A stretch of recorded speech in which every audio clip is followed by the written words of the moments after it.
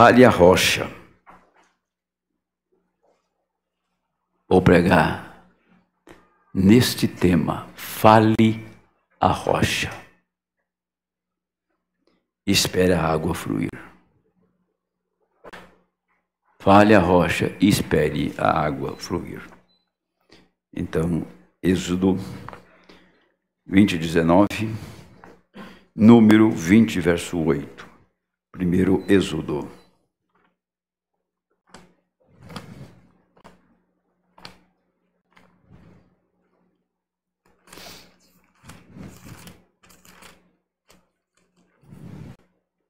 E disseram a Moisés: fala tu conosco e ouviremos.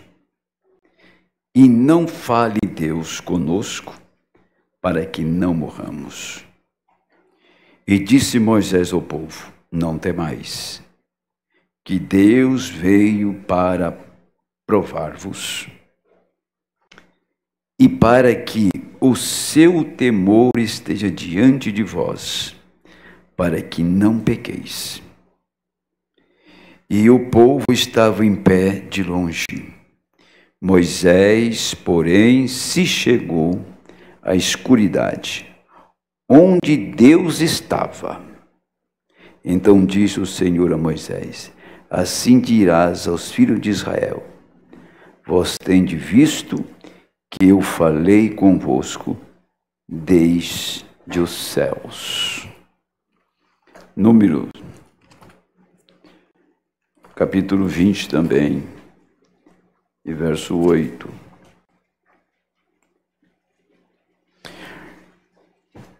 Toma a vara e ajunta a congregação, tu e Arão, teu irmão, e falai a rocha perante os seus olhos, e dará a sua água. Assim lhes tirarás água da rocha, e darás a beber à congregação e os seus animais. Então Moisés tomou a vara de diante do Senhor, como lhe tinha ordenado.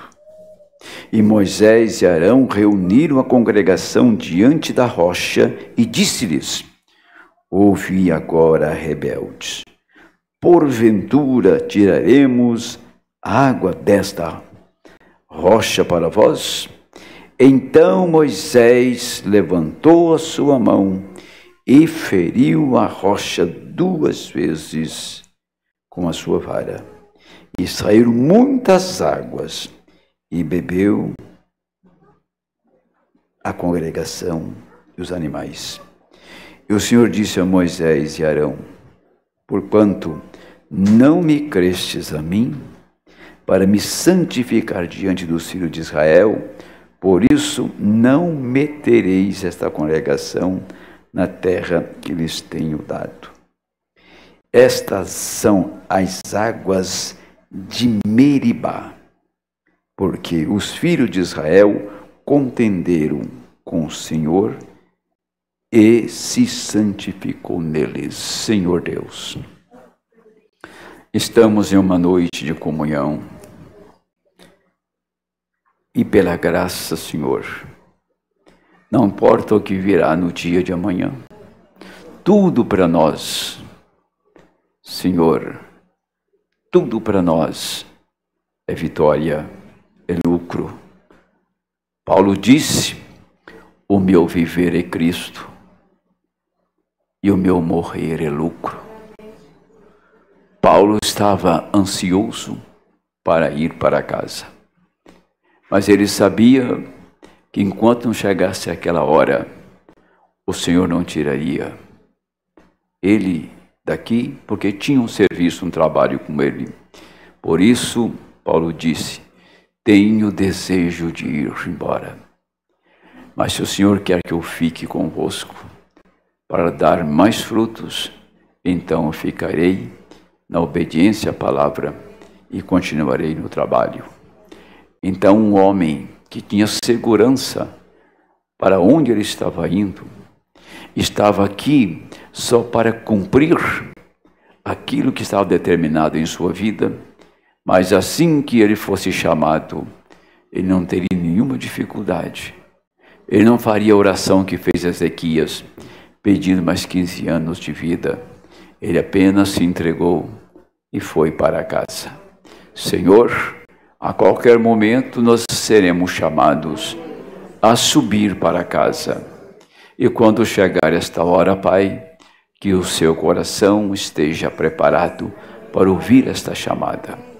Nós oramos nesta noite, Senhor, que o Espírito Santo, aquele que endereça a palavra, o Espírito Santo, aquele que revela os mistérios, que convence o pecador dos seus pecados, aquele que nos dá encorajamento, que esse mesmo Espírito Santo que falou com Paulo e falou com o irmão Brana, lá no Quênio Sabino, ele falará mais uma vez nesta noite. E que a mão do meu Deus, do nosso Deus, esteja sobre esta congregação. Que o Deus dos céus esteja conosco e nos abençoe, Senhor, como o Senhor tem desejo de nos abençoar. Abrimos nosso coração e pedimos, vinde ao meu encontro, Pai, e me ajude nesta noite, no nome do Senhor Jesus Cristo. Amém. Podem sentar, irmãos. Quero resumir, né? Porque hoje é uma noite de ceia, e irmãos vão viajar, e a gente vai procurar resumir. Então, primeiro, eu gostaria, antes de chegar no assunto aí, de quando eles pediram, não fale mais de Deus conosco, mas fale em Moisés. E lá, depois, eles estavam atormentando Moisés por causa de água. E Moisés aproximou de uma grande rocha no deserto. E o Senhor disse, vai lá e fale com a rocha. Tá? Quer dizer, não toque na rocha, apenas fale com ela, e ela dará água para o povo. Mas Moisés estava tão nervoso com a pressão daquele povo, que ele chegou na rocha e tocou na rocha com um cajado, feriu a rocha por 2 vezes, e o povo bebeu. Água para 2,5 milhões de pessoas e todos os animais. E o povo bebeu da rocha. O Senhor disse, Moisés, você não me ouviu direito, era para falar e você tocou 2 vezes. E disse, você não vai entrar na terra, você não vai pôr esse povo na terra, nem você e nem Arão. Mas qual era o propósito de Deus de ferir a rocha 2 vezes, né? Qual era o propósito de Deus? E hoje nós sabemos, porque se Deus não tivesse enviado um profeta, nós estávamos ainda questionando por que Moisés feriu a rocha 2 vezes. Tá? Nós estávamos perguntando. Então ele fez algo errado? Ele, como um profeta, não podia errar, porque um profeta não erra. O profeta ele é um agente de Deus, ele transmite só o que Deus fala. E nós estamos perguntando, mas veio o profeta, o irmão Brana, dizer que os judeus crucificaram Cristo na primeira vinda. Levaram lá na cruz e o cravejaram. Ele morreu literalmente a morte de um homem. Tá? Mas na sua segunda vinda, ele seria novamente crucificado. Não mais o seu corpo literal, porque o seu corpo morreu, ressuscitou no 3º dia, ele está vivo. Mas a rejeição da palavra, tá? O povo gentil reprovaria a palavra. O povo gentil crucificaria Jesus de novo, rejeitando a palavra. A rejeição da palavra trouxe a morte de Cristo. E a rejeição da palavra hoje está trazendo não a morte de Cristo, mas a morte dos que rejeitam. Tá? Então eles rejeitaram, o gentio rejeita a palavra. Então houve duas crucificações. A primeira foi na sua primeira vinda, a segunda é hoje na segunda vinda, que ele envia a sua palavra em toda a sua plenitude, e o povo rejeitou. Aí o profeta diz que quando um pregador sobe na plataforma e começa a pregar para o povo filosofia, dogmas, ou pregar aquilo que a sua igreja tem estabelecido e deixando a palavra de lado, então a palavra está sendo novamente crucificada pela rejeição. Então a crucificação trouxe uma ressurreição, amém?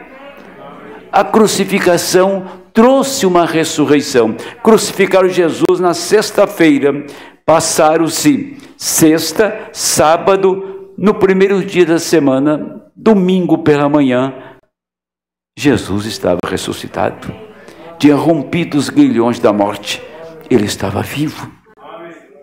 Se o gentio crucificou a palavra, rejeitou a palavra, então Deus veio em 3 etapas deste ministério do profeta do Senhor, ele traz uma ressurreição também. Então, no primeiro dia, ele estava morto. No segundo dia, ele continuava morto. No terceiro dia, pela manhã, tinha um rumor. Correu uma notícia que ele estava vivo, mas eles não tinham ainda crido naquilo. Mas quando chegou no entardecer, quando a tarde caiu, o Senhor caminhou com 2 discípulos a tarde toda, conversando com ele, e discorreu todos os profetas. Mas quando a noite ia começar, que eles chegaram, me abaixa o som, eu vou gritar aqui, vai ficar ruim, que eles chegaram, tá? Que eles chegaram em Emaús, quando eles entraram na casa deles, aonde eles moravam, e disse: olha, já se faz tarde, não prossiga a viagem, entra e fica conosco.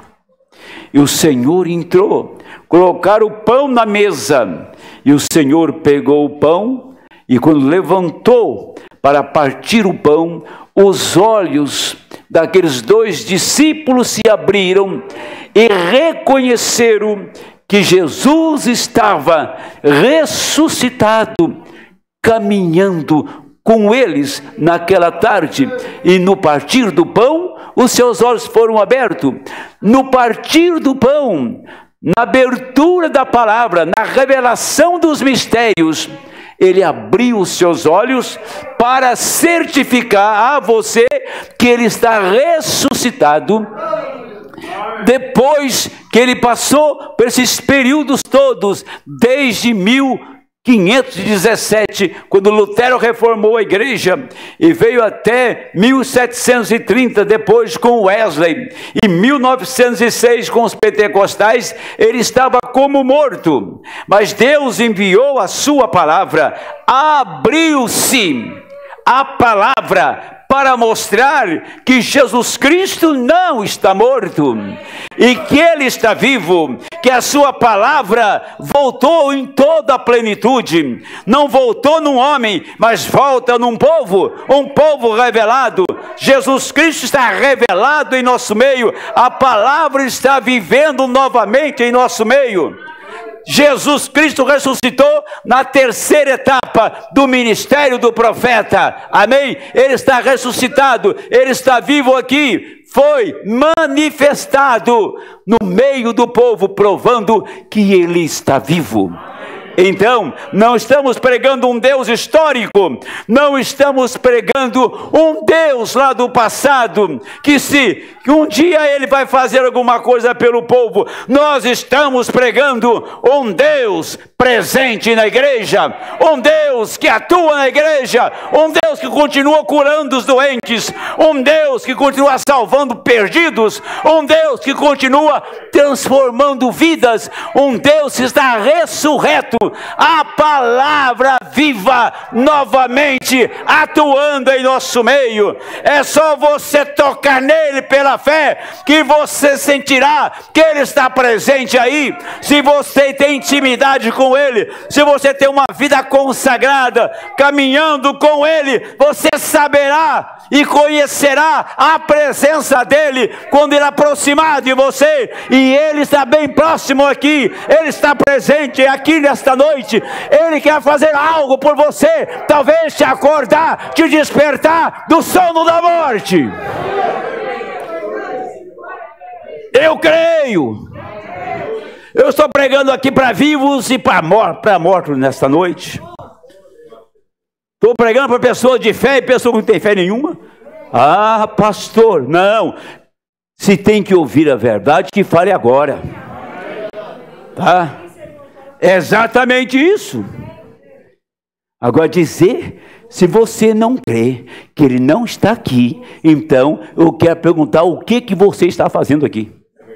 Eu não estaria num lugar que o Senhor não estaria presente. Agora, o que eu estou dizendo aqui, nesta noite, daquele toque na rocha, tá? Foi 2 toques para a crucificação, mas quando Jesus foi crucificado, fizeram todo o aparato de segurança para que ele não escapasse da sepultura. Então eles tinham uma percepção, não tinha? Por que você coloca um homem na sepultura e coloca a guarda para guardar o sepulcro dele? E rola uma pedra gigante na porta do sepulcro para ninguém tirar. Qual era o problema que eles tinham com ele? Hein? Então, alguma coisa passava pela cabeça dos sacerdotes, dos políticos, que podia escapar da sepultura, porque ele tinha parado o mar, a tempestade, ele tinha ressuscitado mortos, ele tinha restaurado vista de cegos, limpado leprosos, multiplicado pães, e onde iria tinha um sinal, onde iria o sobrenatural estava presente. Vamos deixar esse homem bem seguro aí, que ele é capaz de escapar daqui. Depois eles chegam lá, está tudo como eles fizeram, e a sepultura está vazia. Por onde ele saiu? O que houve aqui? Quem removeu essa pedra? Cadê os guardas? E aqueles guardas foram subordinados para contar uma mentira, que o judeu tinha roubado o corpo dele à noite. O diabo é sujo. É um burlador. Vai lá. Aí divulgou uma notícia que vieram os seus discípulos e tiraram o corpo dele da sepultura. Mas por que eles não deteram então? Mas disseram assim, fique tranquilo, que vocês não vão ser justiçados por isso não, vamos defender vocês, porque deixou escapar o homem morto da sepultura. Colocar guarda para guardar o homem morto. Veja a incoerência das pessoas, a ignorância, quando a pessoa não tem Deus no seu coração, a loucura que eles podem fazer. Foram guardar o sepulcro, mas 2 ou 3 mulheres chegaram ali, logo na madrugada, encontraram um anjo em cima daquela pedra, resplandecente, e o anjo perguntou, o que vocês estão fazendo aqui? Vocês estão procurando a Jesus que foi crucificado? Ele não está aqui, ele ressuscitou. Tá? Ele ressuscitou. E durante aquele dia, ele caminhou com 2 discípulos. Quando a noite chegou, a notícia encheu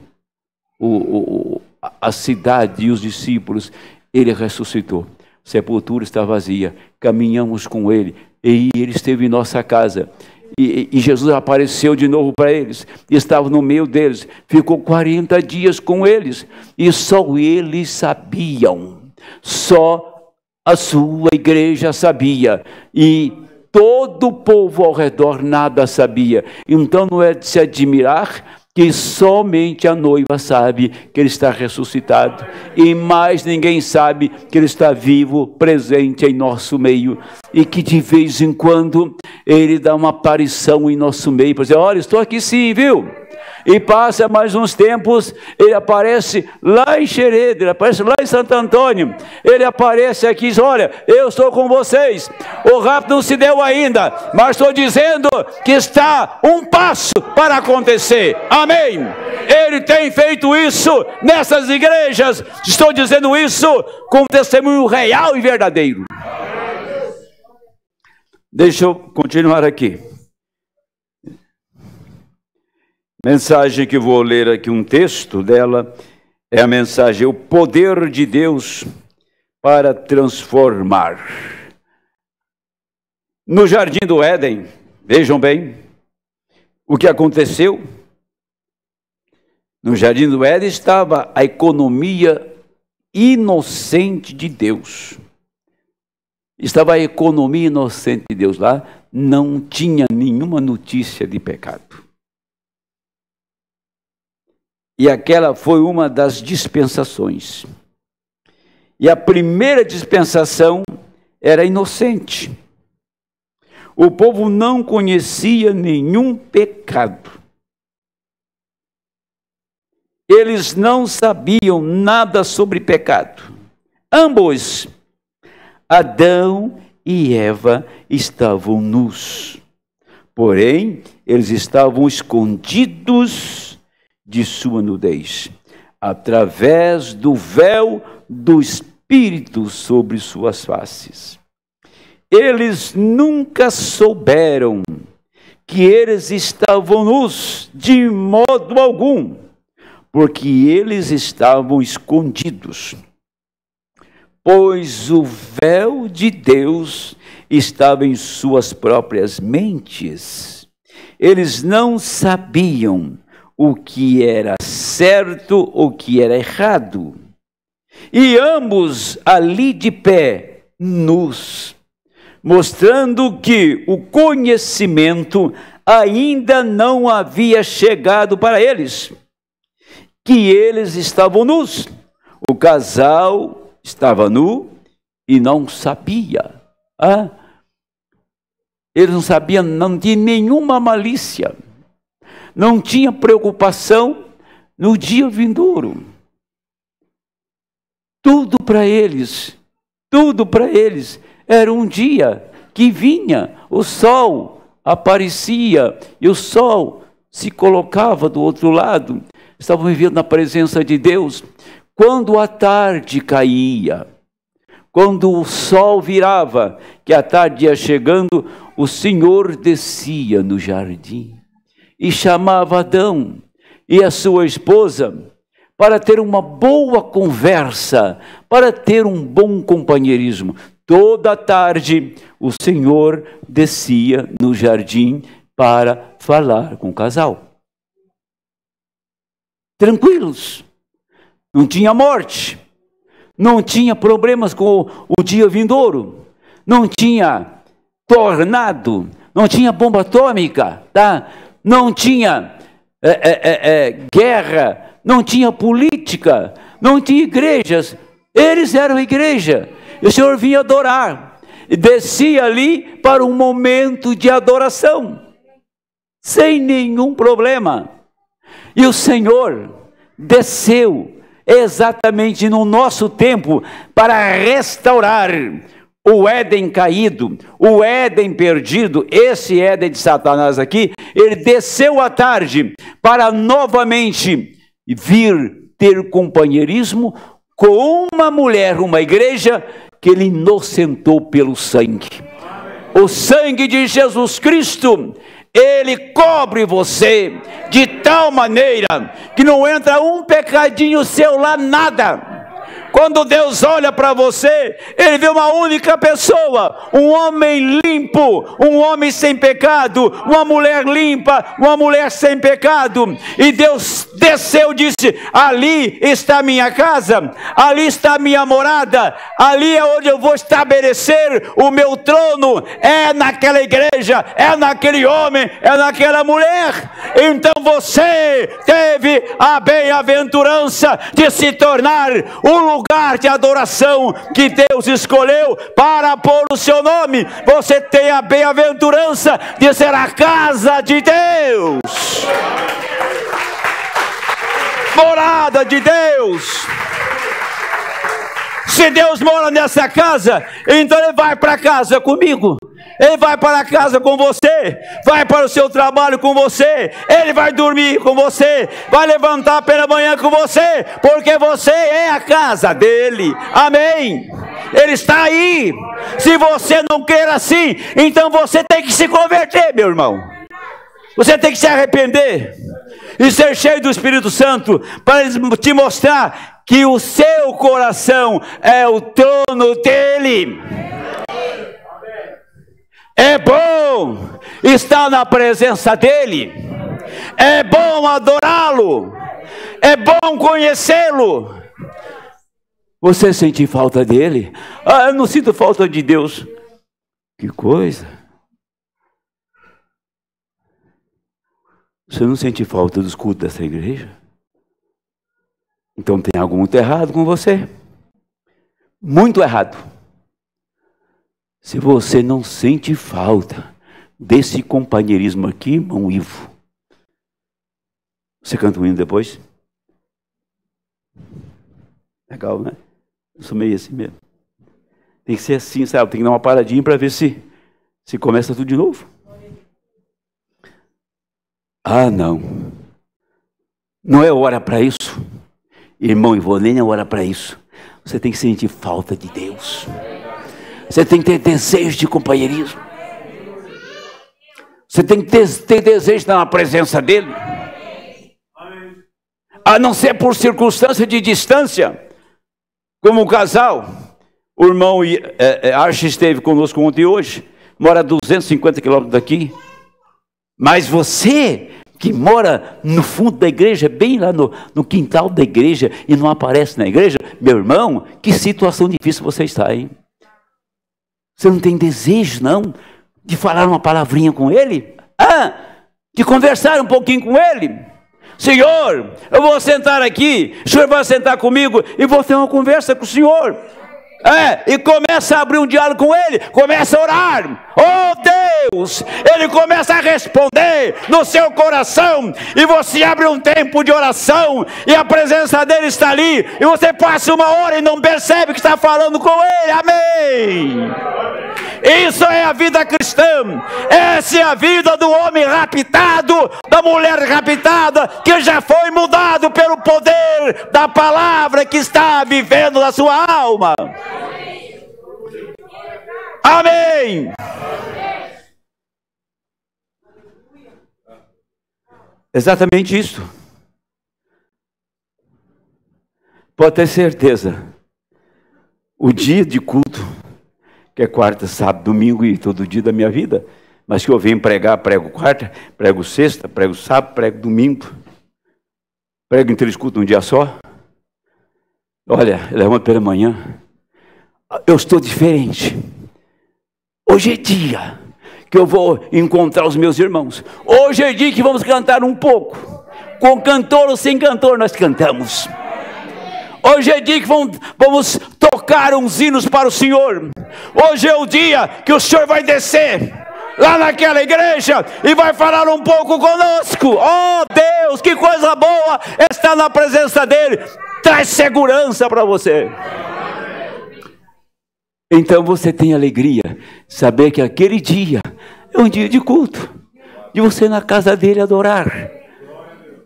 Foi assim com Abraão, foi assim com Jó, foi assim com Noé, foi assim com Adão, e conosco não é diferente. Ele descia e se assentava lá no jardim e tinha uma conversa longa com Adão. Quando estava escurecendo, Adão ia dormir, não estava preocupado se ia acordar, não estava preocupado se no dia seguinte ele ia trabalhar, enfrentar um patrão azedo, não estava preocupado se ia chover no outro dia, se ia ter sol, ele ia dormir, não tinha preocupação nenhuma. No outro dia à tarde, desce o Senhor ali. Esse era o jardim que Satanás entrou nele e poluiu o jardim. Entrou no jardim e deformou o jardim. Aí o leão fazia da corça uma refeição, a terra já produzia cardos e espinhos, e virou uma guerra terrível, um animal comendo o outro, e Adão estava nu, já estava com vergonha dele mesmo, vergonha da mulher dele, e aquilo virou um tormento, e os dois filhos crescem. Quando crescem os dois filhos, um vai lá e mata o outro, e a coisa começou a se complicar toda, e veio se complicando, até aqui. Agora o Senhor prometeu, como disse o profeta Joel, capítulo 2, e eu restaurarei, diz o Senhor.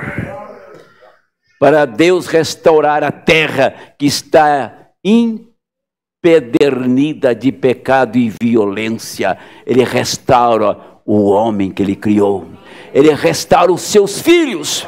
Quando Ele restaura os filhos, agora Ele traz a terra como era lá no jardim do Éden. Ali você entra naquele jardim com vida eterna.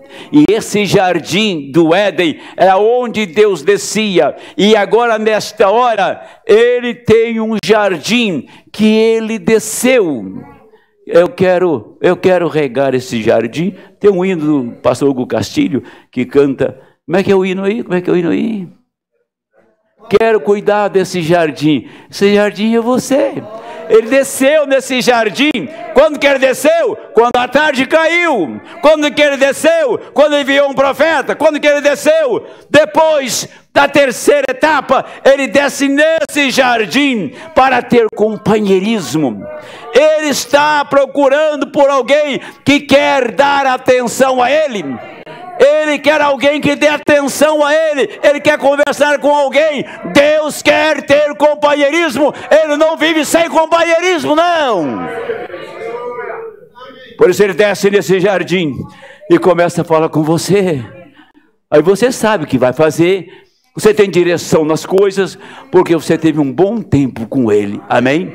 Você é a casa, você é esse jardim aonde Ele desceu nesse tempo. Você é parte da economia eterna de Deus. Agora, se você gostaria de ler ou notar isto, em Apocalipse 3,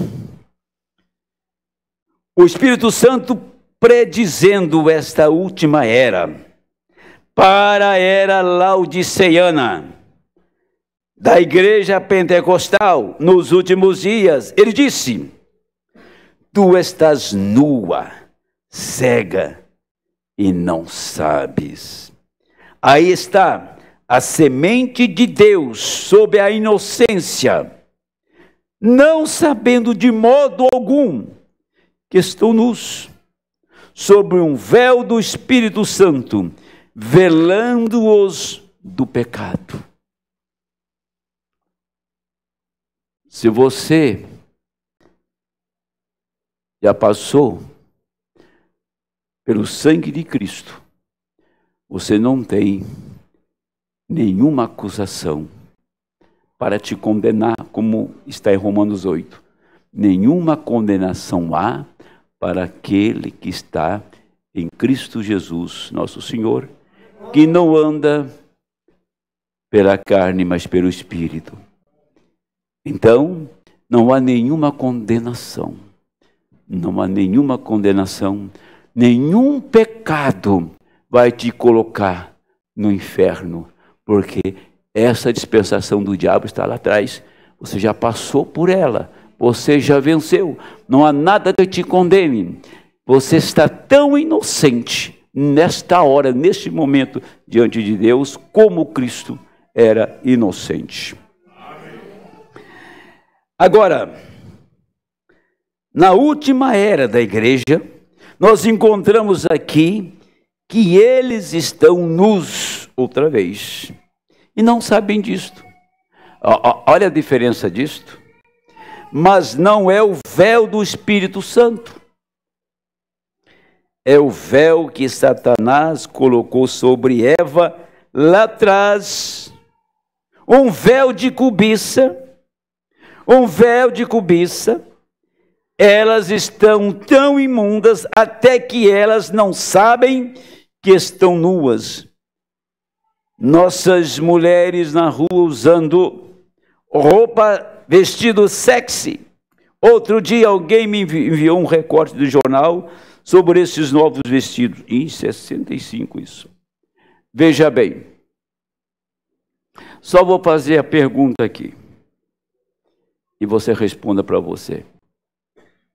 Sai ali naquela rua, pegue uma mulher que só tem uma frentinha assim, e uma roupinha bem pequena aqui, e mais nada. Pergunta se ela está nua. O que ela diz para você? Que não. Então ela tem um véu de quê? De cobiça. Está velado pelo pecado. Mas o Espírito Santo pôs um véu na mulher no jardim do Éden de inocência. Ela não tinha um pedacinho de roupa no corpo e não sabia que estava nua, mas era o véu do Espírito, um véu de santidade. Por quê? Adão cobiçava Eva. Adão ficava olhando para Eva assim, babando para ela. Desculpa a expressão, é que se meia tosca, né? Babando. Adão ficava cobiçando Eva. Essa mulher está nua diante de mim. Adão nem pensava nisso. Estava inocente pelo Espírito de Deus. Nem passava pela cabeça dele. Aí veio um camarada lá, um demônio do inferno, chamado Satanás, que foi lançado na terra, Lúcifer, e chegou para a mulher e diz, vou te mostrar uma coisa que você não sabe. Ele começou a tirar a inocência dela. Começou a tirar a inocência dela. E foi dizendo para ela que ela provasse daquilo, que aquilo seria bom demais. E que ela ia ser como Deus. Ele não contou que a barriga ia crescer e que ela ia ter parto com dores. Ele não contou para ela a ruína da humanidade, a queda do homem. Falou, não, você vai ser como Deus, conhecendo bem e o mal. Toma isso. Então ele seduziu-a.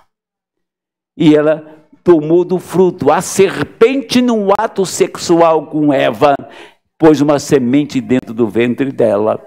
Agora a Eva, quando saiu do ato, aí estava nua. Opa, a coisa ficou diferente.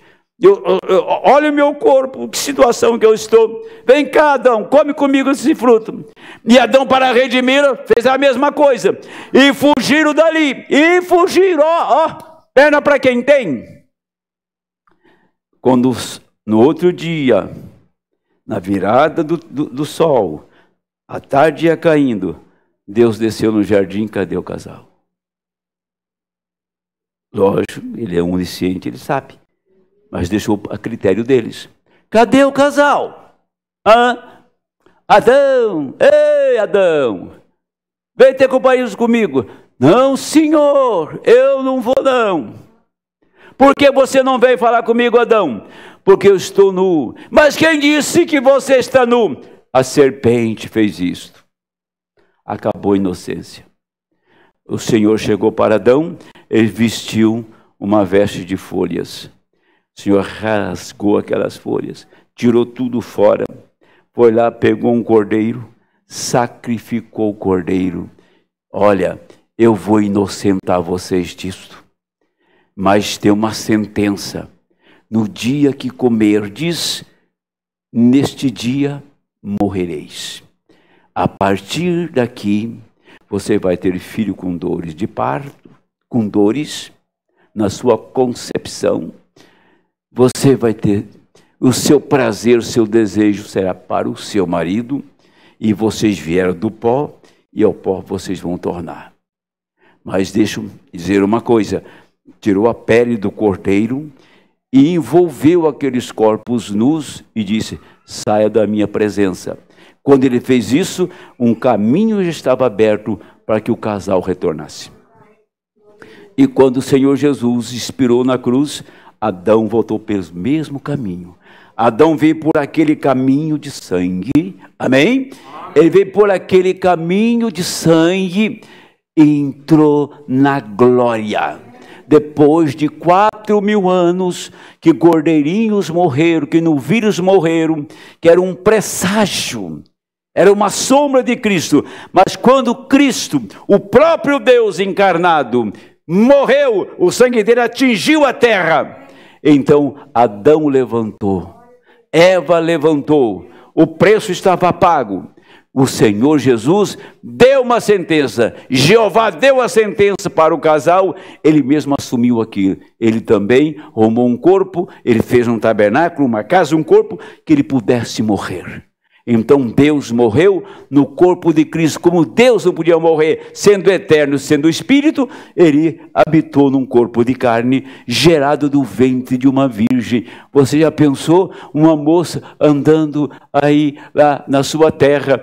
Ela era uma virgem de Nazaré, andando por lá, e aparece um homem para ela. Deixa eu falar isso, deixa isso bem ruinzinho aqui. Aparece um homem para ela e falou assim: salve, agraciada do Senhor.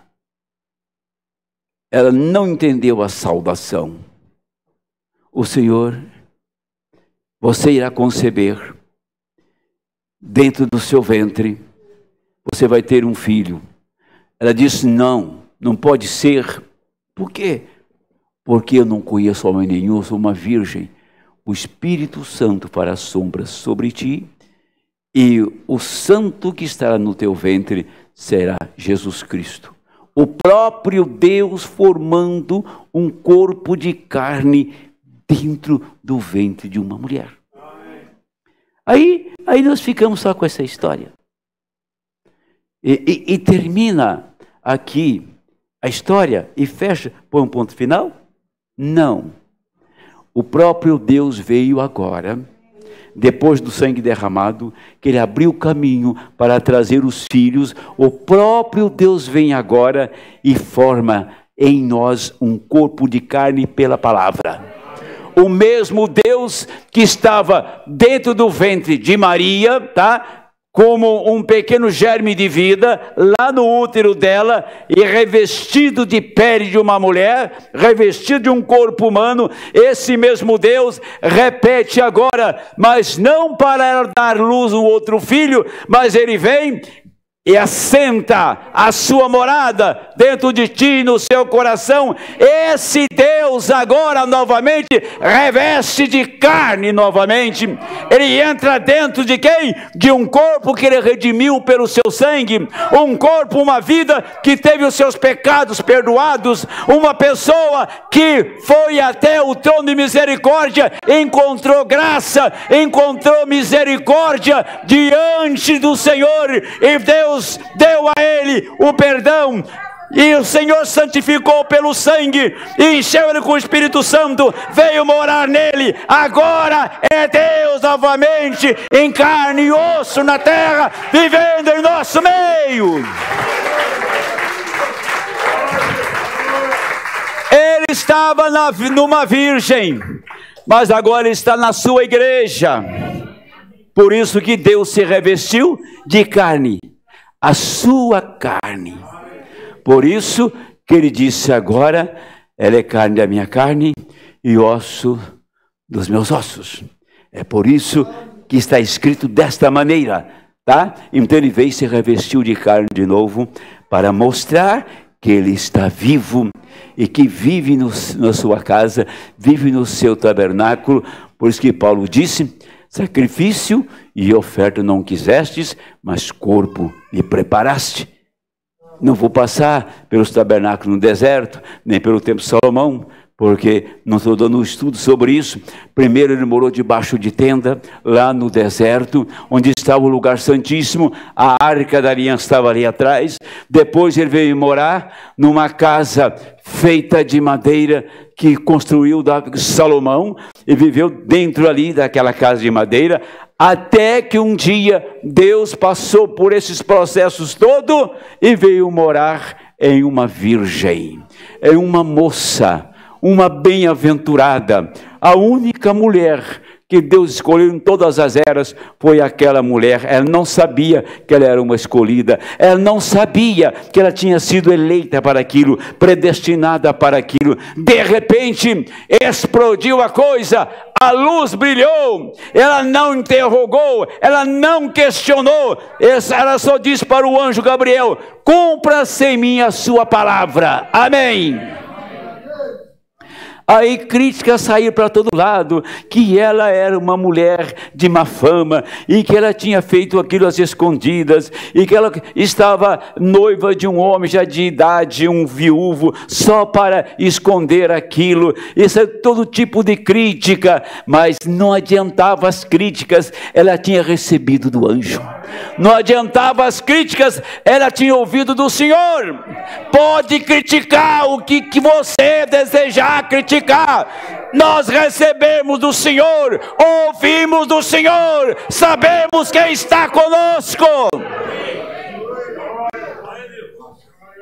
Se você tem essa convicção, foi que a mulher teve, ela não interrogou: oh Senhor, vai ser difícil, como é que eu vou explicar? Eu sou solteira, eu sou uma virgem, como que eu vou explicar? Ela não pediu orientação, ela só assumiu.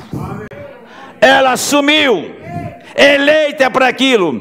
Quando você é eleito para estar no arrebatamento, você não questiona Deus.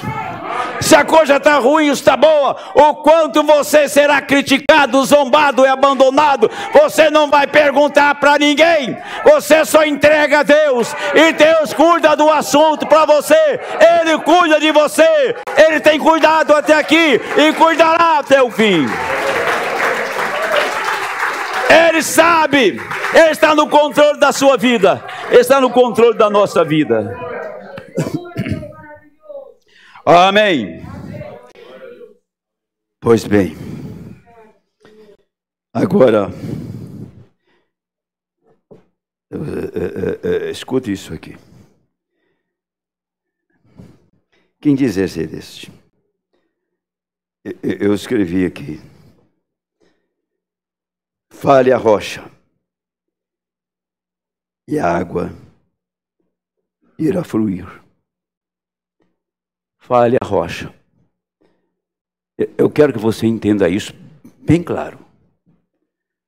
Fale a rocha, fale a Ele. Quando eu terminar esse sermão aqui, eu quero que você esteja com o coração latente, transbordante de fé. Que você possa falar a rocha nessa noite. Fale a rocha. Não toque na rocha, fale. Irmão Brana, fale. Irmã Múzier, pobre, mão calejada de trabalhar num sítio, com uma irmã numa cadeira de roda, uma tetraplégica, pobre, e com 2 filhos, adolescentes escarnecedores. E o profeta vai jantar na casa da pobre viúva. O que encontro, gente! Foi igual o encontro de Maria com o anjo Gabriel. Que noite foi aquela na casa de Múzier? Que noite foi aquela? Que momento grandioso da vida dela! E o profeta começou a contar, que falava: eu quero um esquilo ali.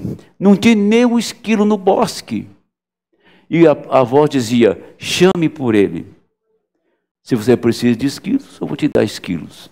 Não tem nenhum, mas eu crio. Chamou primeiro, segundo, terceiro, assim por diante. Estava contando a história.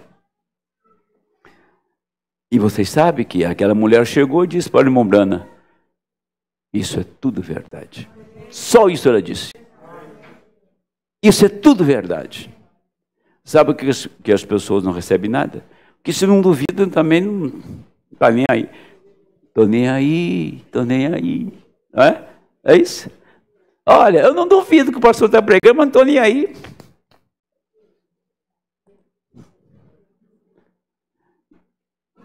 Vou parar um pouquinho aqui e vou dizer uma coisa para vocês. Sabe que quando uma pessoa fica rica?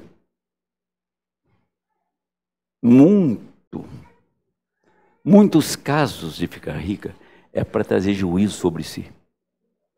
Enquanto ele é pobre, de calça rasgada, de sapato furado, ele não perde um culto.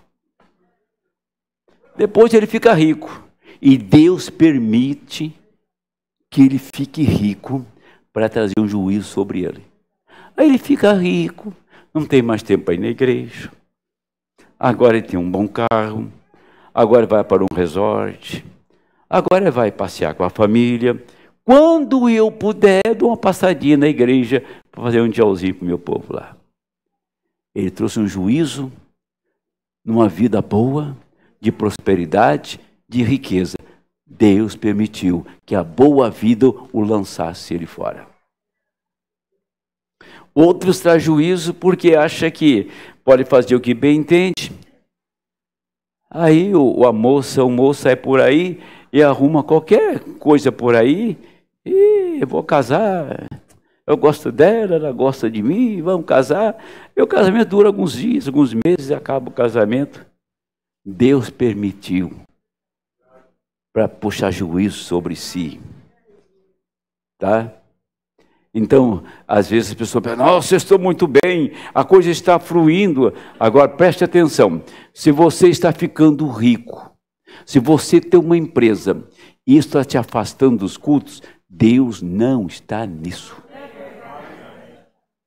Você pode ficar rico quanto você quiser, pode ser um Rockefeller da vida, um Bill Gates. Não tem problema, desde que você mantenha a vida mais próxima de Deus.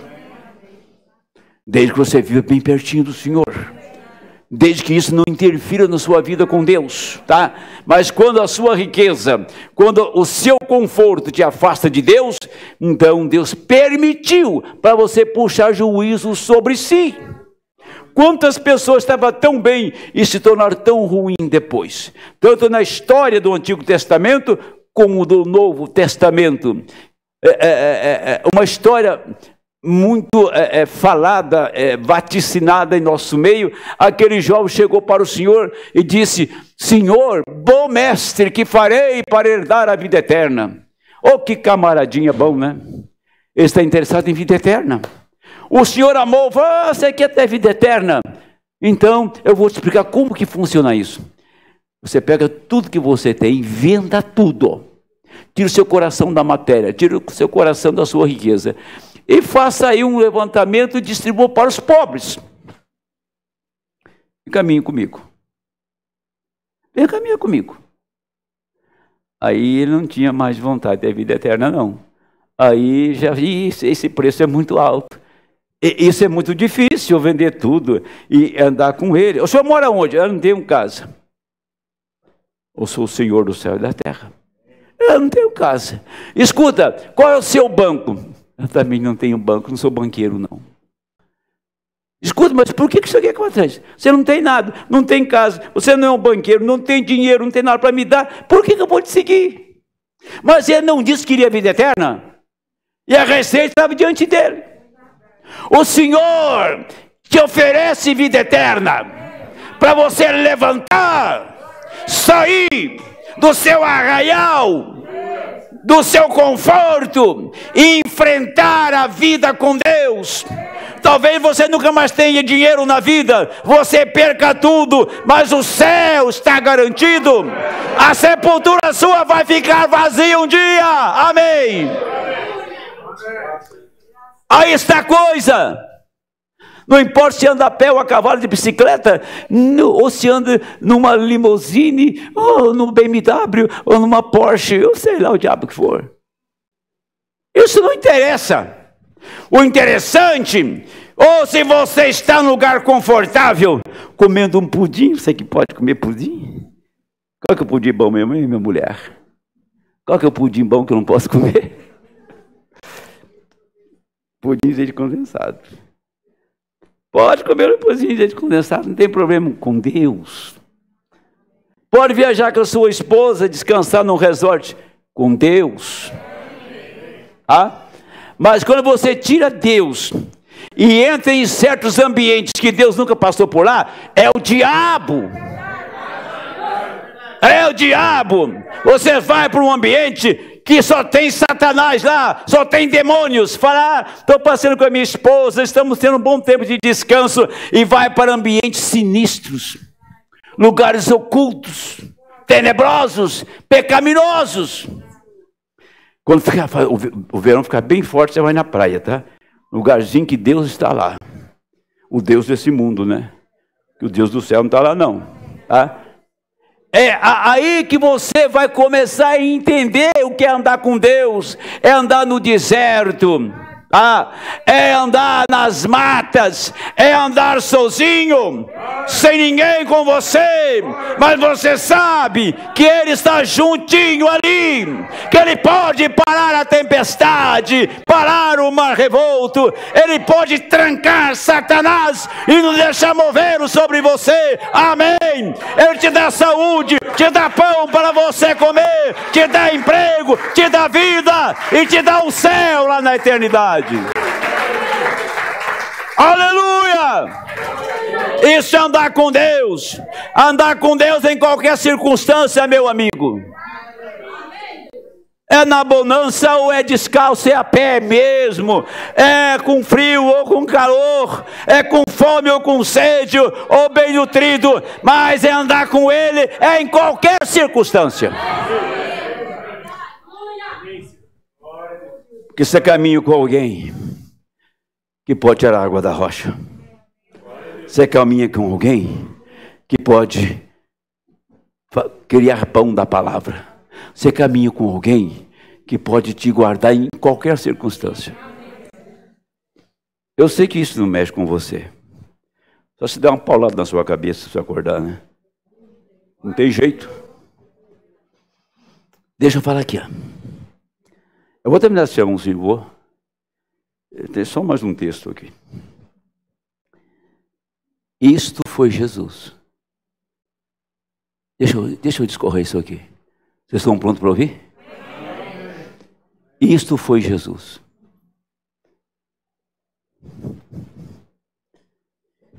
Ele se tornou um poço em Siloé. O que aconteceu em Siloé? O que houve lá em Siloé? Ele se tornou um poço em Siloé. Quando um cego foi lá, pegou a água e jogou nos olhos, e a visão abriu. Não era o poço, era Jesus naquele poço. Ele se tornou peixe-pão. Quando foi? Quando a multidão estava com fome. Ele pegou um pão, fez um pão, outro peixe, ele alimentou 5.000 pessoas, além de mulheres e crianças. Quem que era que fez aquilo? Ele era o pão que fez aquilo. Ele estava ali. Andar com uma pessoa assim, você está muito seguro. É o mesmo que deu comida para Elias no riacho de Querite. O mesmo que multiplicou e abençoou e sustentou a viúva em todos os dias da fome, na seca de Israel. Agora, ele se tornou vinho nas bodas de Canaã. Que coisa boa, né? Acabou o vinho, não tinha vinho. E a festa, e o mestre-sala, ou seja, o chefe de cerimônia, ficou todo desconcertado que tinha acabado o vinho. Eu disse, enche essas vasilhas todas de água aí. Eles encheram. Vai lá agora e bebe. Rapaz, esse é o melhor vinho que eu bebi da minha história. Como que? Nós costumamos dar o vinho bom para o povo no começo. Depois que eles estão já meio goró, sabe, meio bêbado, eles bebem qualquer coisa. Mas o Senhor está dando vinho bom para eles no fim da festa? Este vinho aqui. É o vinho da mensagem, é o vinho da palavra, é o vinho do tempo do fim. É o melhor vinho, é o Espírito em abundância em nosso meio. Ele se tornou um anjo para Jacó, lá no vale de Jaboque. Veja o que ele foi. Ele se tornou uma serpente de metal no deserto e curou todos os doentes. Ele se tornou o cordeiro de Abel. Ele se tornou o bode emissário que levava o pecado para o deserto e nunca mais voltava, caía no mar do esquecimento. Ele era aquele bode. Ele se tornou a nuvem, o pilar de fogo. Ele se torna novamente esse pilar de fogo, a nuvem entre nós. Ele se tornou Birlairoi, que é B-E-R-L-I-O, Birlairoi, poço daquele que vive e me vê, poço de Agar. Poço onde o anjo apareceu para Agar em Gênesis 16 e 14. Você viu em quantos lugares ele se representou? No pão, no vinho, né? No poço de Siloé, e assim por diante, podemos falar. E outros lugares que ele se manifestou, não ele, mas em objetos. Lembra daquele homem que ficava lá, ao redor daquele poço de Betesda? Lembra do poço de Betesda? Que um anjo agitava as águas, o primeiro que entrava saía curado, e aquele homem nunca podia entrar lá, nunca podia, porque ele era uma pessoa prostrada, e uma pessoa que tinha mais habilidade pulava antes dele, e a vida inteira ele estava lá. Um dia o Senhor entrou pela multidão, chegou a este homem e disse: o que está fazendo aqui? Esperando água, agitar, porque eu quero ser curado, mas eu não tenho habilidade para chegar lá, e outro entra primeiro do que eu. Ele disse: então você pega essa cama que você está prostrado nela, põe nos seus ombros e vai embora. O homem não levantava da cama, levantou, pegou a cama, pôs no ombro e foi embora. Nunca mais aquela água agitou. Então ele era aquele poço. Tá? É por isso que você tem que entender aonde ele está, quem ele é, como ele se manifesta, como ele trabalha. É isso que a igreja desta hora sabe. Ele estava no pilar de fogo, falou com Moisés no pilar, falava naquela nuvem, e em nosso tempo ele veio novamente. Agora escute, que aqui eu vou chegando para o final. Veja bem, vou ler o texto. Quem disse ser este? Vocês sabem, isso se tornou comum para eles. Eles disseram: nossa alma está enfadada deste pão. Lá no deserto eles falaram. É assim que tem sido conosco. Recorde-me dos pequenos grupos. Somente em meu próprio pequeno ministério, através da nação, vendo não apenas curas e coisas assim. Isso sempre tem ocorrido. Cura. Deus sempre teve um meio de cura em algum lugar. Ele até mesmo teve um anjo em um tanque. Todos os tipos de coisas. A serpente de bronze no deserto. Sempre se tem tido um símbolo de cura. Agora, vejam, cura é uma coisa que atrai a atenção do povo. Qualquer um, num culto de cura, eles doam para um festival, eles fazem qualquer coisa. Mas quando trata de problema da alma perdida, eles não têm nada que ver com isso.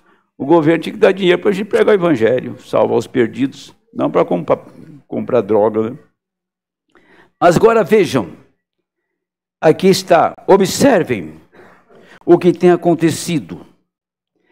Olha, caminhando, tão apenas sozinho, homem em sua companhia, ver um agrupamento de anjos vir dos céus, sacudir a terra inteira, simplesmente de pele, e os jornais escreverem sobre isto, quando foi predito meses e meses antes que acontecesse. Ele, o Senhor, ele ali de pé e disse, o Senhor, tá? Ele ali de pé e disse, o tempo está à mão. o tempo está no fim. Volta, abre 7 selos de mistérios que têm estado oculto ao longo de todas as reformas e coisas tais. Anuncia-o. Então, vir, pregando a semente da serpente. Todas essas coisas dessa maneira. E o que quero, e o clero faz, ao invés de dizer, olha, Lutero disse isto ou tal coisa, eles nunca verão isto. Mas que privilégio é para nós que cremos e caminhar na presença de Deus cada dia. Ficar de pé ali e ver um redemoinho, vocês estão sabendo que eu estou lendo aqui, né? E ver um redemoinho vir do céu, ele soprando, partiu uma montanha ao meio, de pé ali, onde nós estávamos, e decepou a copa das árvores e coisas assim. E um ecoar da palavra saiu e sacudiu ali 3 vezes e disse, observa, isto ir para a costa oeste. E foi diretamente para lá e sacudiu o Alasca abaixo e descendo diretamente para a costa oeste agora. No dia anterior, apanhei no dia anterior, antes desse acontecimento, não é? No dia anterior, apanhei uma rocha, uma pedra, e a lancei no ar, e disse, assim diz o Senhor, a hora está aqui, os juízos começarão na terra, terremotos e tudo mais estarão ocorrendo, e a costa oeste inteira será sacudida, e assim por diante. Olhem quão perfeito, dia após dia, tudo exatamente da maneira como ele disse. Como podemos nós recusar isto, irmãos? Mantenhamos nossa fé voltada para ele. Eles dizem, quem é este? Os jornais, as igrejas, perguntava, quem é este? Quem é este? Nós sabemos quem é. É Jesus Cristo, o mesmo ontem, hoje e eternamente. A coluna de fogo no tempo de Moisés, olhe o que isto fez, tipificou a coluna de fogo hoje, porque eles não creram em Jesus, que Jesus era a palavra, eles tinham uma interpretação e um entendimento errado, exatamente como Eva fez, assim fazem agora. Então, Balaão, agora preste muita atenção neste fechamento aqui, tá? Vejam, Balaão e sua doutrina estavam simplesmente certos para eles, e satisfez o seu gosto exatamente na festa dos moabitas. O que eles disse, olhem aqui, está um quadro como é hoje, como isso tipifica o passado. Estou segurando vocês demasiado, mas olhem, observem, só por um momento, a festa dos moabitas. Vejam se ele não podia tirá-los para fora de um jeito. Balaão o fez então. Ele os organizou em uma união. Se ele não podia amaldiçoá-los, quanto mais ele amaldiçoava, mais Deus abençoava, simplesmente continuou. Vejam isso.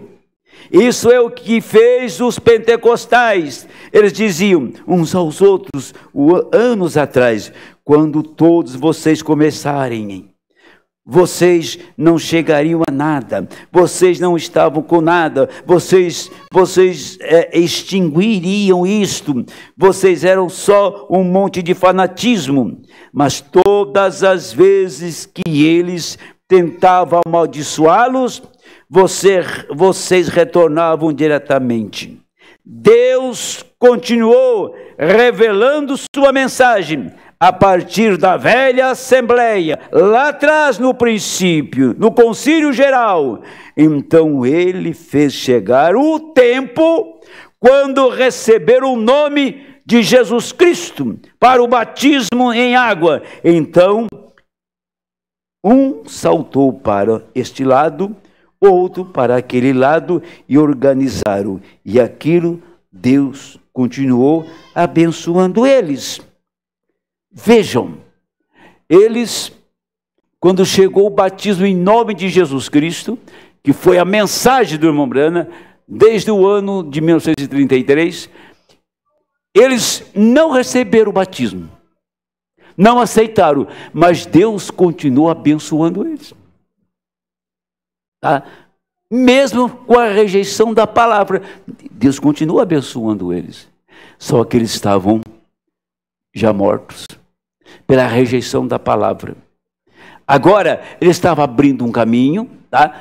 Ele estava abrindo um caminho, escute bem isso, né? Agora é doutrina. Ele estava abrindo um caminho para Balaão entrar.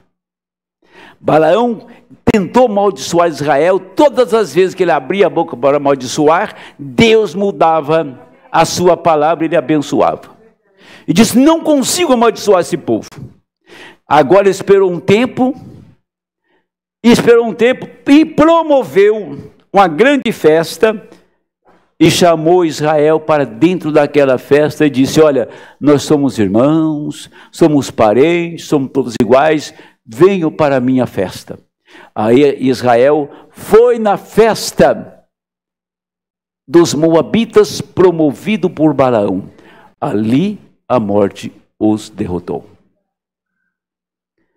Está fazendo aqui um paralelo nesta linha, tá? Exatamente isso. Aí eles morreram. Agora eles continuaram sendo o Israel que era. Eles continuaram da mesma maneira, mas eles estavam mortos. Por rejeitar a palavra, deram lugar para Balaão, e Balaão é um homem que gosta de dinheiro, e depois deram lugar para outro grupo chamado quê? Chamado nicolaísmo, aqueles que gostam de dominar, escravizar as pessoas e dominá-las. Aí deram lugar para o nicolaísmo, aí deram lugar imediatamente para o jezabelismo. Entrou esses três ismos na igreja: balanismo, nicolaísmo e jezabelismo. Então, balanismo é dinheiro, não tem quem enche o cofre da igreja, né? A igreja nominal aí não tem cofre, o cofre dela não tem fundo, joga e desaparece.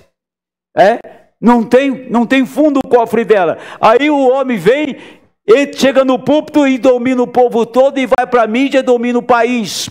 Tudo sobre uma ordem de pregar a mensagem, de pregar a palavra, o evangelho, para salvar o povo. Mas está salvando é a organização dele, porque está Balaão ali, e ali está os nicolaítas, e depois, olha, eu quero a minha igreja cheia. Pode entrar qualquer bagaço aqui que vai continuar sendo bagaço. Pode entrar todo mundo aqui, do jeito que você quiser. E a igreja virou um carnaval da vida, virou um mundanismo inteiro. É isso que resultou. E quando chegou nesse ponto, o profeta vem, desce um redemoinho e corta a montanha no meio, corta a copa das árvores, afunda o Alasca, e um ressoar de voz do Senhor falando, soando aqueles trovões. O profeta para em pé e diz: o tempo tem terminado. O tempo acabou. Lá no Quênio Sabino. Agora, o que aconteceu? O tempo terminou. Mas Deus tinha lançado, como Israel não entrou na terra, se rebelou lá na rocha, como Israel não entrou lá e morreram no deserto, mas Deus tinha uma semente que ninguém sabia. que ninguém conhecia, uma semente desconhecida, e ele levantaria esta semente num tempo tardio, e que ninguém daria conta de saber quem ela era. Quando Ruth chegou lá em Belém, nas terras de Belém, ela não era conhecida das pessoas, pois aquela mulher, ela acompanhou a sua sogra Noemi, ela era a moabita, e ela foi exatamente respigar, ou seja, ela foi lá buscar comida no campo de Boaz, e Boaz era a maior autoridade de Belém naquele dia. Ela foi no campo certo, orientado pela sua sogra, ela foi no campo certo, e você, por algum motivo, veio no campo certo buscar comida, veio no lugar certo buscar comida, e você encontrou o dono do campo, o chefe dos ceifeiros, o chefe daqueles que estavam ceifando ali, colhendo. Então ali estava Jesus Cristo esperando que você entrasse para respigar no campo dele, para buscar comida no campo dele, e por um motivo você saiu da sua denominação, saiu do seu lugar, saiu do mundo e foi respigar no campo de Boaz, no campo de Cristo. E quando Cristo olhou para você e viu que você tinha um gene de vida e que você tinha caráter, viu beleza em você, disse: olha, traga essa mulher para dentro, ela tem caráter, ela está aqui num povo estranho, ela está num povo de língua diferente, ela está num país diferente, mas está no lugar certo. Estamos num lugar diferente, estamos aqui numa terra de peregrinos, de forasteiros, aqui não é o nosso lugar, mas fomos respigar no campo de Boaz. Aí Boaz achou graça diante da face daquela mulher de Ruth e casou com ela. Jesus olhou e chamou você para casar com você, para levar para o palácio dele. E agora o mundo pergunta, olhava para a nuvem, olhava para o pilar de fogo, olhava para a montanha cortada no Quênio Sabino, viu a floresta com as pontas das árvores decepadas e o Alasca afundado. Então a imprensa e a igreja da América e do mundo perguntava: o que é isso? O que é isso? Quem é este que fez isso? Está bem diante deles. Ele não sabia quem era. Um povo instruído, um povo religioso. E Deus dobrou a montanha, desceu a montanha, chegou bem aqui para você saber quem era ele.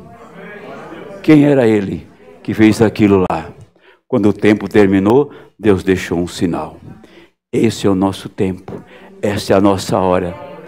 Não temos mais tempo para ficar aqui. O Senhor vai tirar a sua igreja imediatamente.